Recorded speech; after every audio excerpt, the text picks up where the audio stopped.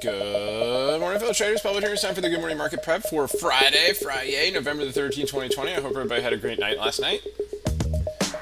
This is brought to you by Positive Trends Research, and everything we're going to talk about is for educational purposes only and not investment advice, so please take a moment to review this disclaimer.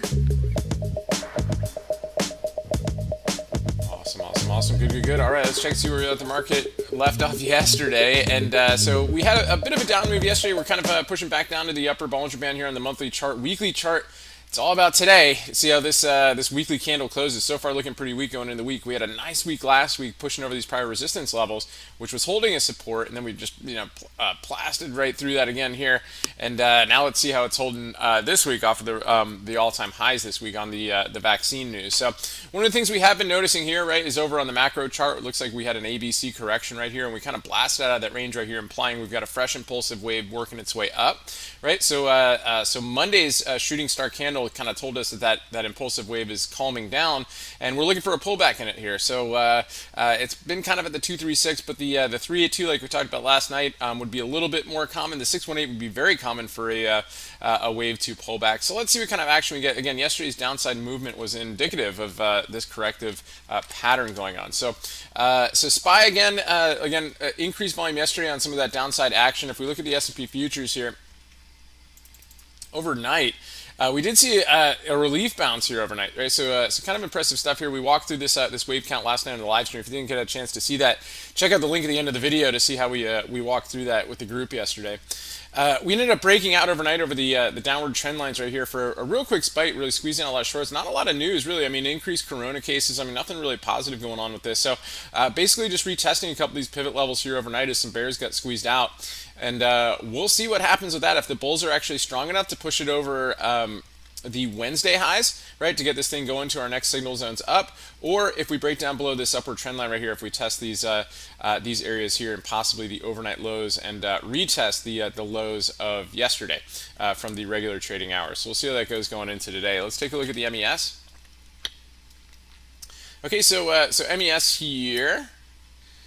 Our geometric line ended up basically just kind of shifting right here, and we've got these here going from last night and into today. So we'll see how those levels hold right here. We're kind of in the middle of a choppy, sloppy area, but again, also indicative of a corrective pattern, which it looks like we're in on the macro daily chart.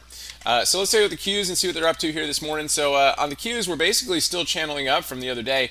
The only concern with this one is that this may be a larger bear flag from the big down move on Monday. So we got to the top of it yesterday and kind of hit the bottom right here. If we break down below there, watch out below, right? So that's definitely something to keep an eye on there. IWM just kind of really was triangulating the last couple days, and it's come back to the triangle here pre-market, but this could serve as major resistance, so we got to watch out for that as well.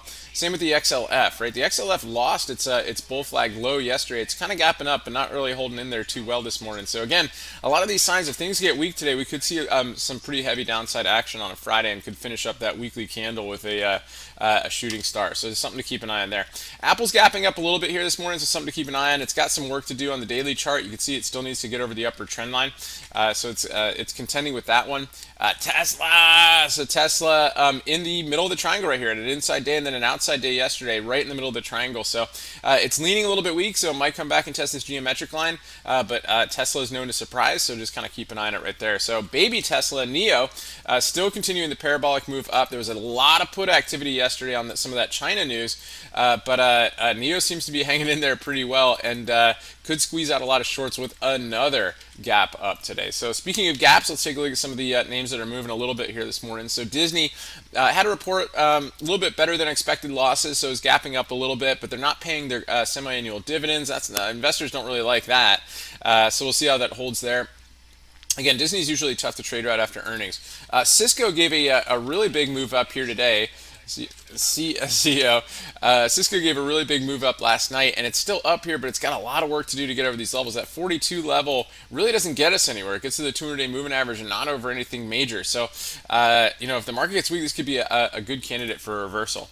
DKNG reported this morning too, and they had, I think, better than expected earnings. So that's working its way up here pretty decently this morning. It's not really getting anywhere too interesting. I mean, 43 kind of keeps it below this area, so it could be kind of out of play today. But a couple other names are moving too, like your Penn Gaming. This is one that Algo382 shared with us. That was kind of ticking a little bit higher right here and has been giving us some bullish moves on it. So that might move a little bit in sympathy with it. Let's take a look at a couple Elliott wave counts, and this is something that we're going to be doing a little bit more with Algo382. He's with our watch list in the morning. So FSLY. Okay, so this is one that hit on the bullish radar going in from last night. So this is actually really working its way up here. He's got a 4-hour count on this one that is looking pretty bullish, like it's already starting like a wave 3 up, right? So basically you're looking at a 1, 2, 1, 2, and then possibly part of wave 3. So see if we could, a dip is viable on this one a little bit longer term on FSLY. Increased corona cases gives names like Zoom an opportunity, some of the stay-at-home names to go, and FSLY is some of the backbone of a lot of those names right there. Another one too that we're looking at Elliott Wave Live is TDOC, TDOC, right? Makes sense too, right? With increased cases, we might see a little more action on this one. So this is either working on a 1-2, 1-2 on the way down, or this thing is done and we got this one wave 1 up, and we would look to try to buy a retrace on this one if we can get down to like a 618 type move. So we're going to look to see if we can get a golden zone bounce off of this one here basically in the mid 170s, right? So we'll see how that goes.